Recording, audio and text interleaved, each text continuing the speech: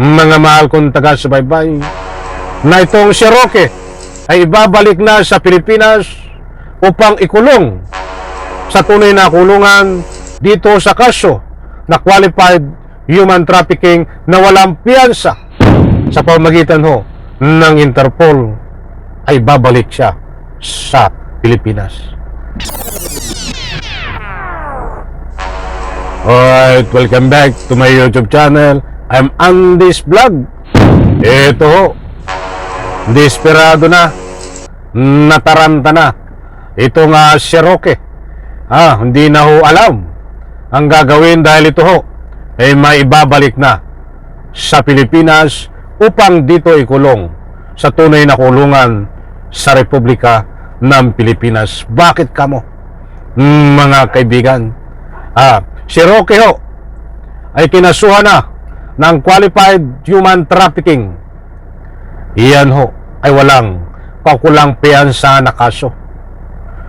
Nobel recommendation, mga kaibigan, yung kaso niya na kinakaharap ngayon na anytime, dahil na-file na ho sa korte, ang kasunod po niyan ay warrant of arrest para siya ay tuluyan ng maaresto.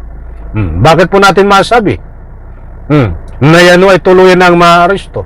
Dahil nangako po sa atin ang ating pamahalaan na kapag lumabas ang warrant of arrest ay magiging batayan ang warrant of arrest at isang requirements para makancel ang pasaporte, para ma-question ang political asylum, para madala siya at maibalik sa ating bansa. Mga kaibigan, yan ho ang pangako sa atin ng ating pamahalaan. Ano pa ba ang hindi ko nabanggit na pangako? Ibibigay ko po sa inyo lahat, mga kaibigan. Isang like ko sa video na ito kung nagustuhan nyo. Sa lahat ng hindi pa nakasubscribe sa aking maliit pa na YouTube channel, maraming salamat po. Please subscribe. Maraming salamat po. Eto, ano na, Roque? Sige, kanta ka pa ng sa ito. Wala akong sinasabi ko nga sa inyo kung turingan ay abogado.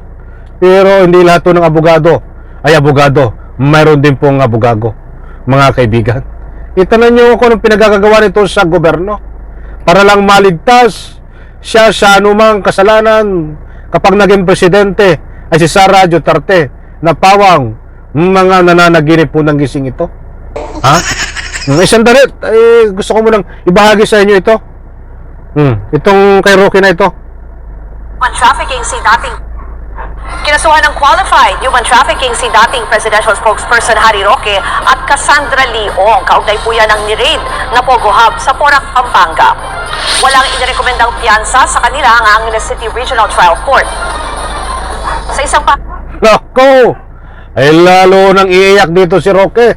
Walang narekomendang piyansa, mga kaibigan. Sino nakakaalala at nakakakilala si Kibuloy? Kahit anong daming pera ni Kibuloy, ganyan po ang kalalabasan ni Harry Roque.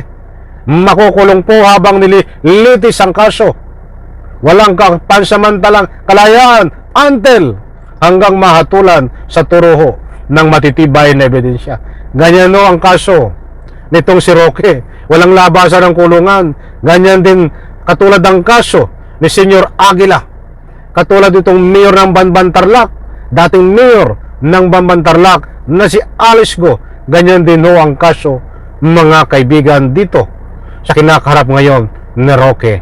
Nako, ituloy po natin. Marami pa nating matutuklasan. Kaya ginit ni Roque na hindi makatarungan ang kaso na pagyura kaaniya sa hustisya.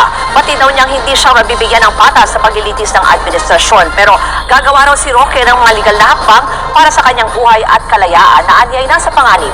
Isasama niya raw itong pagiging biktima ng political persecution sa kanyang pag-apply ng asylum sa Netherlands. Nako, ay wala yung asylum mo. Hindi porke ka nag-apply ng political asylum ay aaproban ka. Siyempre, meron niyang screening.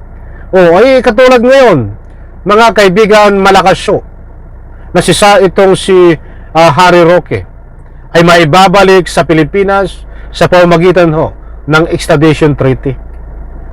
Dahil ang pangako ho sa atin ng ating pamahalaan, once na lumabas ho ang warrant of arrest, ay gagawang ating pamahalaan na legal na aksyon para sa lalong madaling panahon ay maibalik si Roque dito sa Republika ng Pilipinas upang idiretso sa kulungan. Hindi po sasala, mga kaibigan, na ito ay ididiretso sa kulungan dahil ang kaso niya po ay walang piyansa, katulad ang kaso ni Kibuloy. Ay ngayon ho, anytime ho, pwede na lumabas ang warrant of arrest. Na yan hong warrant of arrest na yan ay siyang magiging batayan para ma-red notice siya.